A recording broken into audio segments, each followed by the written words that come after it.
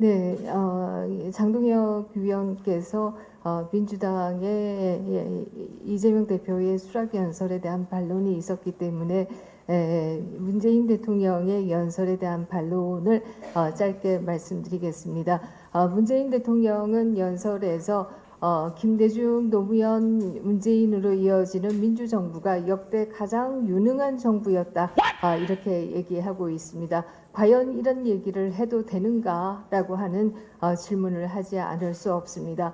문재인 대통령의 부정적인 레거시는 이루 헤아릴 수가 없습니다. 정치 영역만 해도 소위 드루킹의 댓글 사건에서 울산시장 선거에 대한 개입, 그리고 소위 팬덤과 그리고 온라인상에 있어서의 폭력이 개입된 이 정치가 바로 문재인 대통령 시절부터 시작된 것이다. 이렇게 얘기를 드릴 수가 있습니다. 그리고 그 유산이 지금 현재 한국 정치의 고스트처럼 돌아다니고 있는 것도 또 현실이다. 이렇게 얘기 드릴 수가 있습니다. 그렇다라고 하면 이것만 해도 반성해도 못할 텐데 이 가장 유능한 정부였다라고 얘기하는 것은 정말 어불성설이 아닌가 하는 얘기를 드릴 수밖에 없습니다. 국가 경제를 가장 어렵게 했던 것은 물론이고 가계 부채도 역대 최고로 늘렸던 정부이기도 합니다. 민생을 가장 어렵게 했던 정부이기도 했습니다. 그것뿐만 아니죠. 북한 우리는 탈원전하겠다라고 하면서 북한의 원전을 짓는다라고 하는 프로젝트도 계획이 되었던 것으로 알려지고 있습니다. 뿐만 아니라 북한의 한강 하구 해도를 넘겨주기도 했었고요.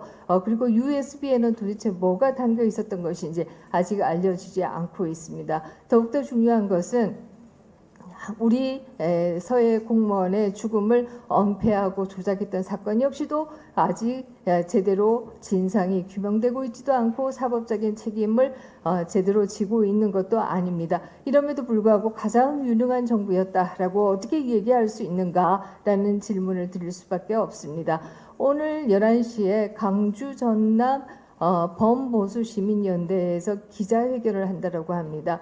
그 내용은 탄핵 반대 그리고 민생 정치 복원이 주된 내용이라고 합니다. 이미 부산에서도 8월 초에 탄핵 반대를 위한 시민연대가 결성되었던 것으로 알고 있습니다. 왜 온 국민이 나서서 민주당의 탄핵 노름에 반대한다라고 이렇게 나서야 하는 것인지, 민주당의 이재명 대표의 방탄을 위한 탄핵 노름이 얼마나 심각한가라고 하는 것은 대한민국 정부가 수립된 이후에 그동안 탄핵 발의가 39건 있었습니다. 그러나 윤석열 정부 2년 동안에 벌써 18건의 탄핵 발의가 있었고요.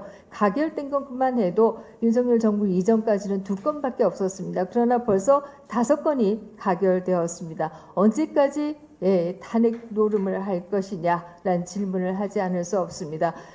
지금 당대표와 원내대표께서 민생 정치의 중요성을 말씀하셨습니다만 이미 시민들도 그렇게 외치고 있습니다. 이제 탄핵 노름, 특검 노름에서 벗어나서 제발 민생 정치로 복원하시기 바랍니다. 이상입니다.